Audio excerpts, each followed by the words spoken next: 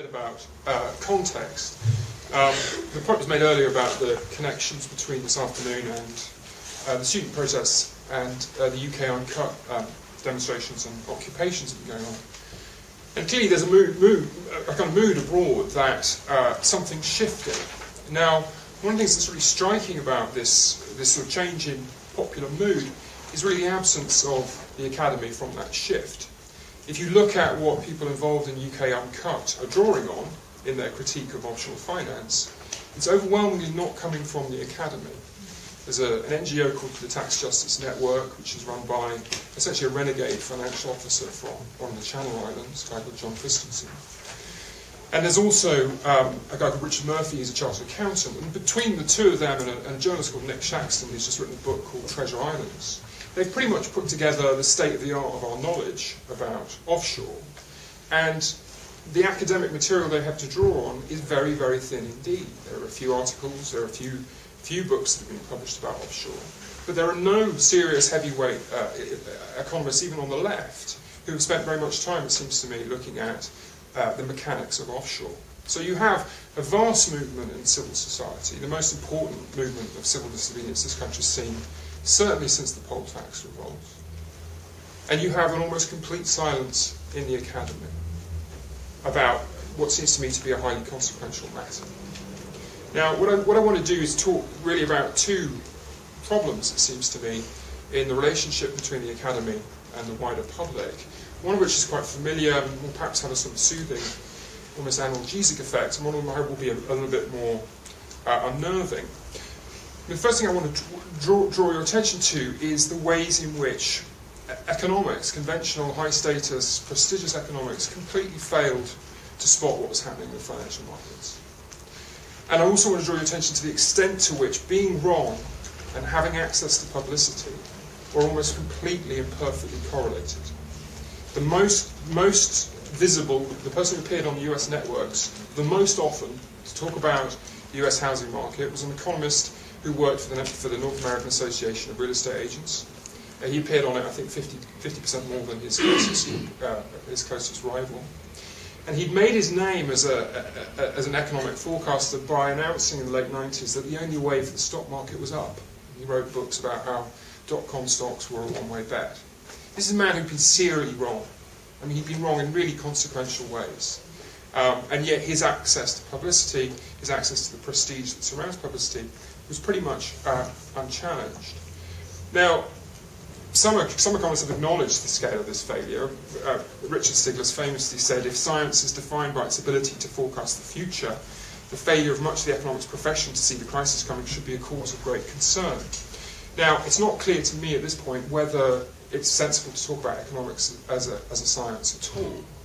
It's rather as though the members of the physics department spent weeks pushing an elephant up the stairs of the faculty and then expressed surprise when it fell off the roof back to the ground. It's a pretty basic failing of prediction that we're talking about. Now, why did the academic economics faculty fail in this way? The obvious answer is offered by the former investment banker Philip Auger, who knows a thing or two about the manufacturing of consent. And he says that finance wrapped its tentacles around the relevant parts of the academic world. Under these circumstances, it is little wonder that so much academic research was supportive of the financial system. So far that's kind of so predictable. I doubt there are many kind of hard-charging economists in the room, so I'm probably not going to get a particularly hard ride from that. But what's more troubling, it seems to me, in the context of what we're talking about today, is that this failure of economics takes place against a wider failure by the academy to communicate. It's not the case that the academy wasn't producing critiques of the neoliberal political settlement, critiques of financialisation, but they were doing so at the margins of publicity. If you look at people like David Harvey, for example, or Richard Wolff in the United States, they were being very, very acute about the problems that were being stored up, and they were pretty much deprived of access to mainstream avenues of communication. And that marginalisation continues today. There was a campaigner and writer called Ann Pettifor who wrote a book in 2006 called The First World Debt Bomb. Right? That was in 2006. Now you would think that someone who published a book in 2006 has therefore been thinking about these ideas for 2 years, probably more. You'd think she'd get some credit for her predictive powers. But think how many times you will see a city economist on Newsnight or on 10 o'clock news or in mainstream news channels, as against the numbers of times you'll see someone who predicted the crisis before it happened. Right?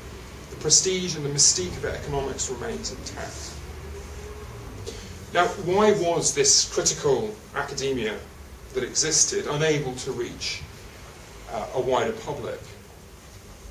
Perhaps we'll have a discussion about whether that's a really fair characterization of what happened, or what happened.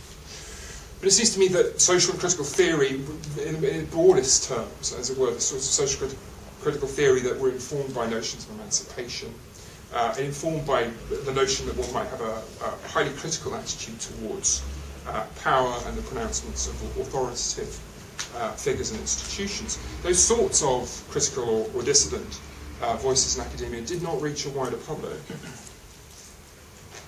Now, I think that's in part because of the structure of the media. I think in important respects because of the structure of the media, and I wouldn't want to downplay that. And in my book, I focus on the role of the media in maintaining certain sorts of fantastical descriptions of material reality. But I think as well, this failure of critical discourse to reach a wider public is down, in some sense, to the structure of academia itself, the ways in which academia operates, and the ways in which it relates to the public. And if you consider the ideal form of public knowledge, you think of something like Kant's public use of reason, the idea that disinterested researchers will pursue lines of inquiry that interest them, that are fascinating, and that they will communicate sincerely and candidly with one another about what they find. That's what Kant saw as being the focus, the centre of enlightened activity. And often I think the university has seen itself as being in some ways as part of its multiversity of roles, as John was talking about. In some senses, the university has seen itself in quite an uncomplicated way as being a venue for disinterested and public use of reason. This is where people talk and communicate disinterestedly and sincerely. Now, the problem with that model is that the university, as it is currently situated in the wider systems of information, is somewhat, as it were, contained, as it be put into a bag. That's to say, access to publicity from the university is controlled by figures who are unaccountable. And they're largely people in the media, but there's a whole kind of apparatus of influence and prestige that determines that neoliberal economists are the sorts of people you want to interview on the news. Radical geographers like David Harvey are people that you want to keep well away from if you want to make a name for yourself in the mainstream. Now, it seems to me that will not change unless the structural relationship between the general public and the university changes. Now, in my book, I talk about the public's role in the structure of communications in the journalistic field.